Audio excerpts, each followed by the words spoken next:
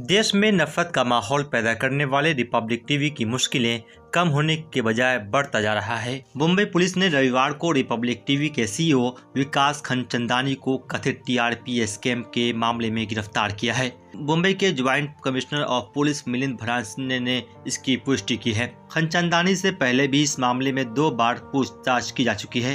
Crime branch की जांच में सामने आया है कि कुछ केबल ऑपरेटर्स 2 LCN यानी लैंडिंग चैनल नंबर तकनीक इस्तेमाल कर रहे थे। इस तकनीक से एक ही चैनल 2 चैनल नंबरों पर देखा जा सकता है। बताया जा रहा है कि खनचंदानी को इस बारे में पता था क्योंकि वे रिपब्लिक के उस व्हाट्सएप ग्रुप का हिस्सा है जहां LCN और LCN प्रमोशन की चर्चा हुई थी।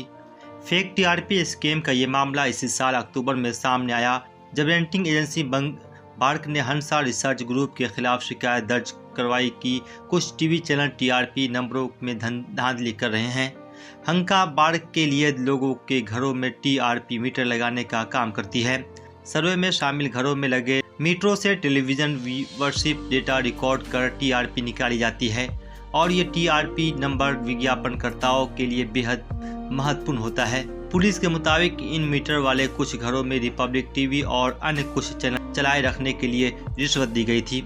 रिपब्लिक टीवी ने इन आरोपों को खारिज किया है। इस मामले में पिछले महीने रिपब्लिक टीवी के वेस्टर्न रीजन के डिस्ट्रीब्यूशन हेड घनश्याम सिंह को गिरफ्तार किया गया था।